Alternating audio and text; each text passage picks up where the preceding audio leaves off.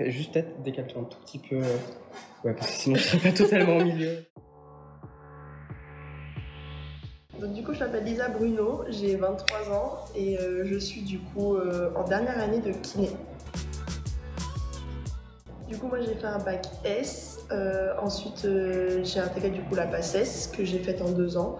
En parallèle, j'avais une prépa et le tutorat que j'ai gardé du coup en doublante. J'avais seulement le tutorat en doublante et ça m'a suffi amplement. J'ai choisi kiné qui était mon premier choix. À l'issue de mon classement en doublante, j'étais sur liste d'attente pour plusieurs filières, mais j'ai choisi kiné et du coup je suis rentrée après en première année de kiné. J'ai toujours fait beaucoup de sport quand j'étais au collège-lycée. Je faisais énormément de sport, j'étais en sport-études et du coup j'avais déjà vu des kinés autour de moi et je me suis dit bon bah pourquoi pas. Au départ ma première idée c'était pas du tout ça. Finalement je me suis renseignée, ça m'intéressait pas mal et je savais que médecine ça me plaisait pas parce que tout ce qui est vue du sang etc je supporte pas, donc ça sert à rien d'aller en médecine.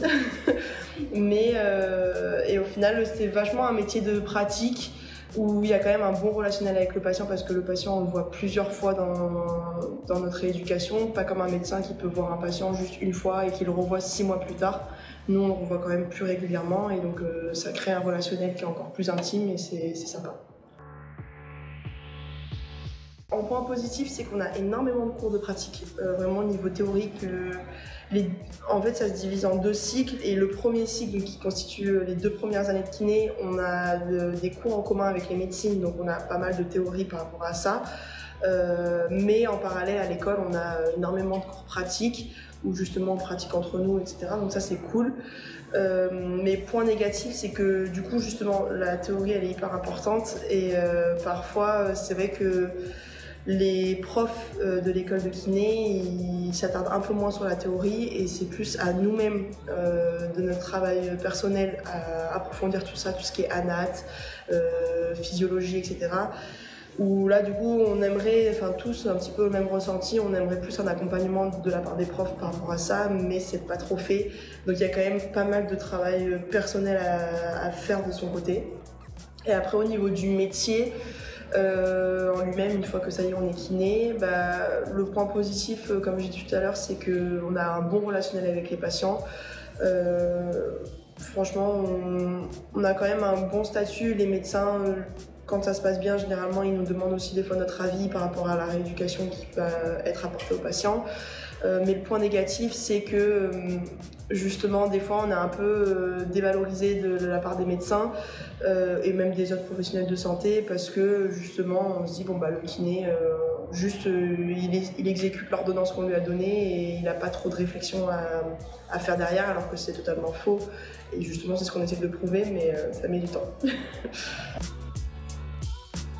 Une fois qu'on a fait la première année de médecine, donc la LAS ou même notre passerelle par STAPS ou bio, on rentre du coup en école de kiné qui dure 4 ans. Et ces 4 ans sont divisés en 2, il y a le premier cycle et le deuxième cycle, donc 2 ans, 2 ans. Comme je disais tout à l'heure, on a majoritairement des TP, donc travaux pratiques, où justement on va venir faire des techniques qu'on apprend entre nous. On est justement cobaye, avec une copine, moi je vais venir pratiquer sur elle et après on échange, etc. L'école de kiné, le 3/4 des salles, c'est des tables de massage, donc du coup au final c'est beaucoup de pratique. Et donc les 2 premières années, on a les cours théoriques en même temps que les médecines, donc on a les mêmes cours, on a les mêmes partiels. Et en plus de ça, on a aussi nos cours théoriques pure kiné qui ne concernent pas les médecines. Donc là, voilà. Donc en théorie, c'est vraiment pas mal de boulot. Il y a beaucoup de choses à apprendre, mais finalement, cette théorie-là, elle va se répéter sur les 4 ans. Tout ce qu'on apprend en première année, on la réapprend en deuxième, en troisième, en quatrième. Donc en fait, au final, c'est des bases qu'on va vraiment consolider tout au fil de l'année, enfin tout au fil des études en fait. Et petit à petit, on apprend des trucs en plus. Le premier cycle, on apprend vraiment tout ce qui est théorie de base. Et le deuxième cycle, on apprend tout ce qui est les pathologies. Donc appliquer en gros ce qu'on a appris de base pour les pathologies. Et en parallèle de ça, chaque année, on a 2 stages qui sont plus ou moins longs. Donc en première année, on commence par un premier stage de 2 semaines et on finit par un stage de 4 semaines. Deuxième année, c'est 4 semaines et 5 semaines. Troisième, c'est 6 et 6. Et on finit par la dernière année avec un gros stage de 12 semaines. Où là, c'est bien parce que l'école, pour le coup, elle nous propose énormément de terrains stages. C'est à nous de choisir. L'école nous impose au moins de faire au moins un stage en hospitalier ou en structure pour au moins voir ce côté-là. Et après, sinon, on peut faire des stages en libéral dans n'importe quel cabinet, des choses comme ça. Mais c'est vraiment nous qui choisissons. Et on doit faire, en fait, la kiné, peut-être c'est un peu moins connu, c'est qu'il y a 3 champs. Il y a le champ neurologique, le champ locomoteur et le champ respiratoire. Où là, du coup, c'est 3 spécialités que le kiné acquiert à la fin de ses études. Et donc, on doit faire des stages dans ces 3 champs. Mais après, au fil des années, on choisit. Moi, par exemple, le champ qui m'a plus plu, c'est le champ respiratoire. Et là, j'en suis déjà à mon 5e stage dans ce champ-là. Et donc, c'est vraiment l'école nous laisse libre de choisir comme on veut. Et même s'il y a un terrain de stage qui n'est pas sur la liste et qui nous intéresse, il y a possibilité de faire les démarches pour aller faire un stage là-bas. Donc voilà, et après, on a des partiels qui sont constitués en contrôle continu. Donc c'est un peu tout au long de l'année, on a des contrôles par-ci par-là, mais on a quand même des grosses sessions début décembre et début janvier de partiels pour le premier semestre, et sinon vers le mois de juin pour le deuxième semestre. Du coup, ouais, il y a beaucoup de... En fait, en moyenne, en travaux pratiques, on en a 3 fois par semaine. Donc c'est en demi-journée, donc soit on a 3 demi-matinées, soit 3 demi-après-midi, ça dépend des emplois du temps, ils essayent de caler ça par rapport à toutes les promos. Mais c'est entre 2 et 3 par semaine, et après en parallèle, quand on n'a pas de travaux pratiques, on a soit des cours à distance à la maison à faire, soit sinon des cours magistraux avec les médecines ou à l'école directement, où les médecins eux-mêmes se déplacent pour nous faire cours. Et du coup, ça se constitue comme ça, mais généralement, l'emploi du temps est fait, on commence à 9h, c'est très rare qu'on commence avant, et on termine vers 17h, tous les jours, voilà. Du coup, pour moi, les qualités requises qui est demandé dans cette filière, c'est d'être à l'aise au niveau relationnel et au niveau oral, comme notre métier, c'est vraiment... Du contact humain qu'on aura, c'est important, et aussi d'être plutôt à l'aise au niveau du toucher, parce que on va venir constamment avoir un contact avec le patient. Après, c'est comme dans toutes les matières de santé, mais je pense que c'est important de justement être dans le domaine un petit peu pratique et ne pas avoir peur de demander au patient de se mettre en sous-vêtements pour aller lui toucher des zones qui sont peut-être un peu intimes, etc. pour justement faire une prise en charge qui est optimale. Et après, les qualités requises en tant qu'étudiant, il faut avoir un peu un rythme de vouloir bien travailler, parce que voilà, il y a tout ce côté, il y a énormément de trucs théoriques à apprendre, même si on ne nous impose pas, on est un peu livré à nous-mêmes. Les emplois du temps, ils sont un peu vagues, on va pas nous dire là tu révises ça, là machin. On est un peu prévenu au dernier moment parfois pour des partiels, donc il faut quand même travailler sur la durée, toujours revoir et pratiquer à fond. C'est pas juste non plus aussi apprendre tête baissée dans les bouquins les techniques, il faut les pratiquer parce que ça change tout. Et aussi ça demande pas mal de boulot, parce que petit à petit, plus les années vont passer, à la fin on a un mémoire à rendre entre 50 et 70 pages à rédiger, et du coup va falloir aussi bosser en parallèle le mémoire. Dès la 3e, voire même la 2e année, ils nous demandent de bosser là-dessus, donc du coup c'est important. Donc vraiment il va falloir, c'est pas juste là c'est fini, c'est bon, on est passé, on n'a plus grand chose à faire.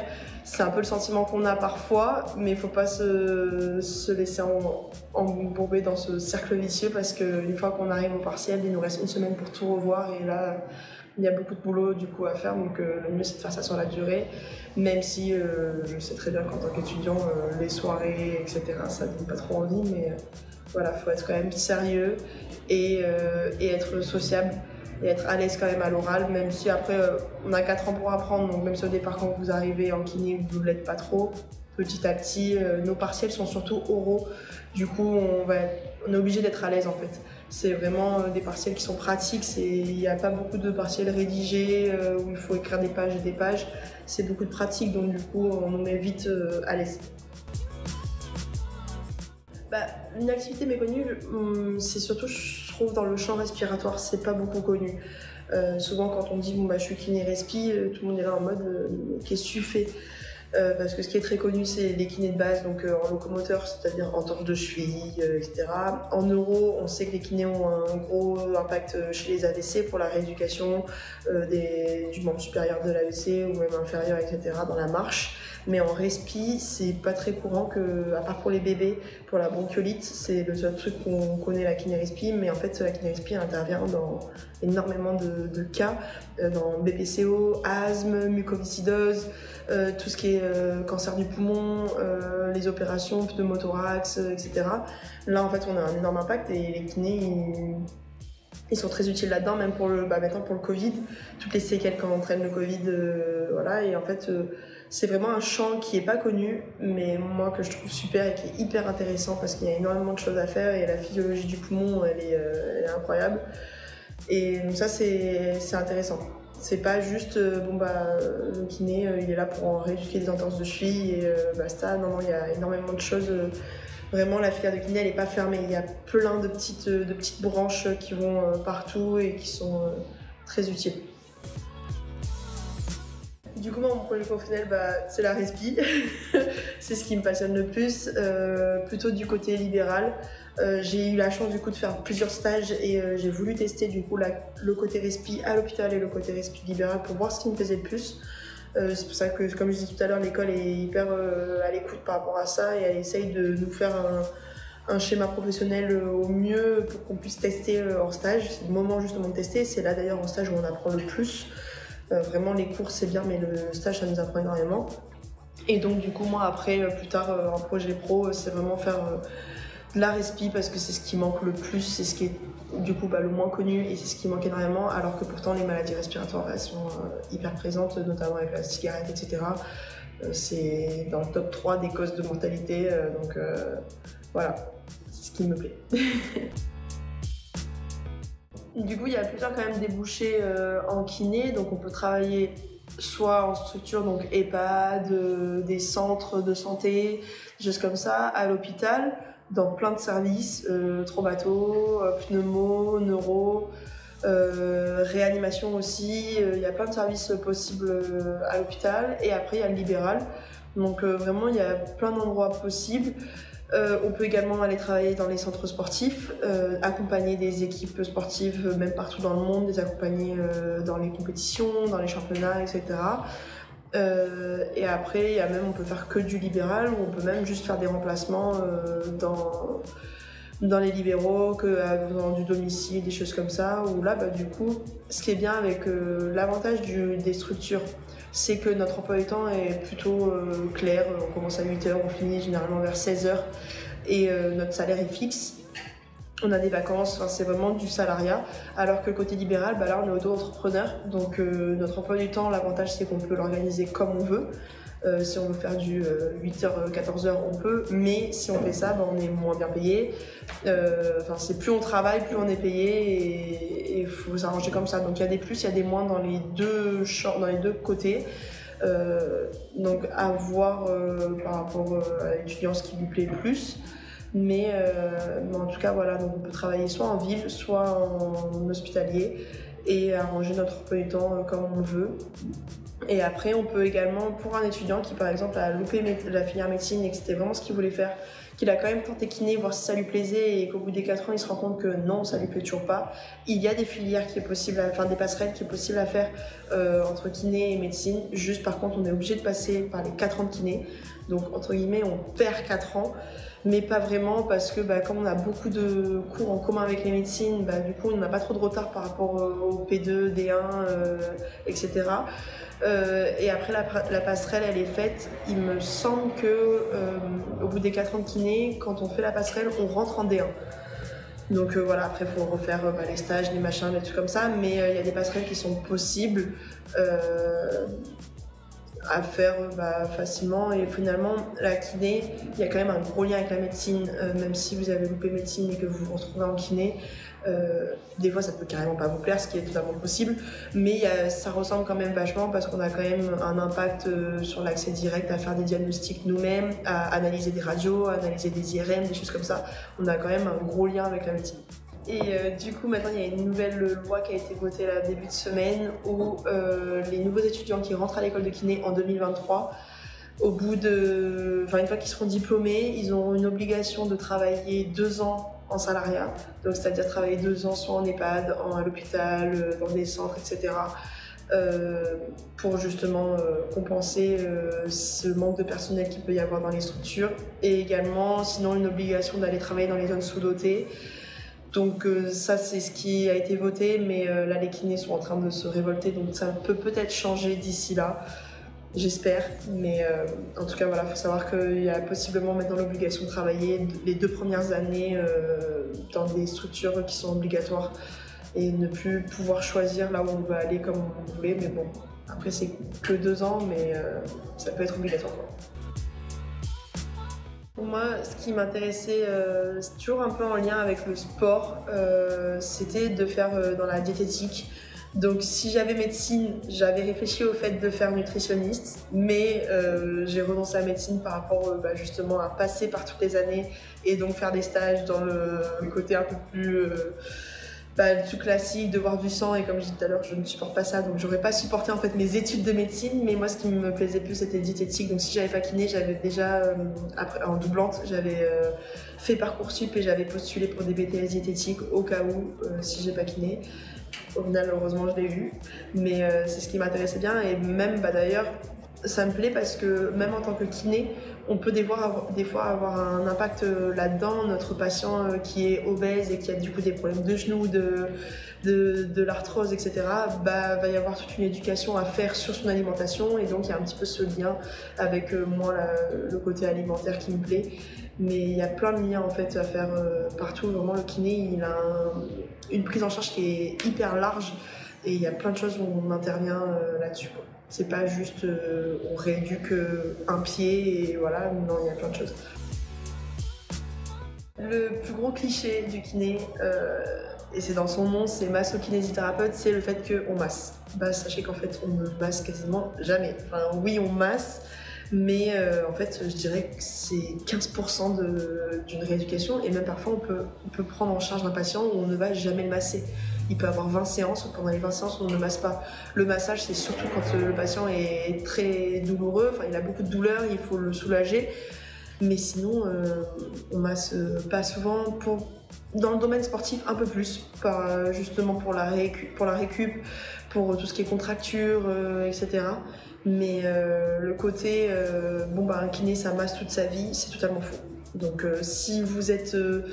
ce qui vous freine le plus, c'est de se dire que je vais masser toute ma vie, allez en kiné, parce que vous verrez très vite qu'en fait, on le fait pas. Même dans nos cours, je crois que dans mes 4 ans, j'ai dû avoir 3 cours consacrés à du massage, à apprendre les techniques de massage.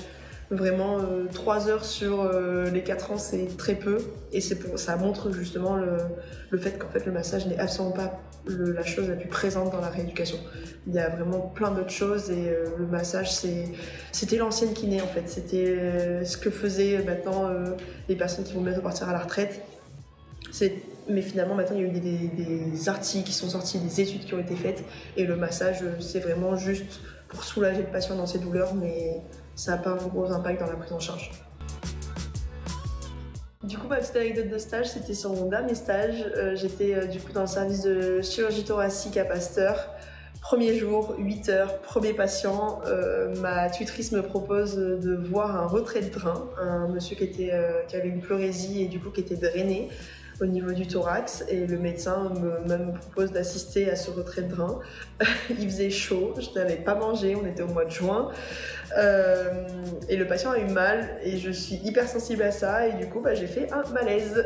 Je suis tombée raide dès 8 h du matin, premier jour de stage. Mon stage durait 6 semaines, donc après j'étais catégorisée, mais c'était assez marrant, après on a rigolé, et voilà. Du coup, pour les gens qui veulent faire kiné, déjà j'ai envie de vous dire travailler à fond parce que ça vaut le coup. Vraiment, il y en a plein qui ont loupé médecine et qui sont arrivés en kiné et qui finalement maintenant avec le recul disent mais heureusement que j'ai loupé médecine et franchement c'est ce que je préfère parce que mine de rien c'est quand même des études qui sont courtes. Si on redouble pas sa LAS, c'est 5 ans. Donc 5 ans, c'est pas énorme comparé à des études de médecine qui sont beaucoup plus conséquentes. Et comme je l'ai dit, il y a quand même un gros lien avec la médecine, donc ça reste quand même dans la même ambiance. On n'est pas beaucoup, on est moins nombreux, même si là maintenant il y a plus de places en kiné, donc les promos tendent à devenir plus nombreuses. Mais du coup, ça fait un peu vraiment un esprit de famille. Les promos entre elles, enfin nous les 4e années, on aide vachement les 2e, 3e années, même les premières. Tout le monde est là, on a pas mal de temps personnel de travail, donc des fois on se réunit entre promos, on se partage des connaissances, on s'entraîne entre nous. Donc vraiment bosser parce que vous allez découvrir une chouette famille, même les événements étudiants, les soirées et tout, c'est hyper bonne ambiance. Et au final c'est un métier qui est cool parce qu'on a... Voilà, le patient, on va le voir plusieurs fois, on va créer des liens avec lui. C'est vraiment le résumé, c'est bonne ambiance et familial. Donc venez.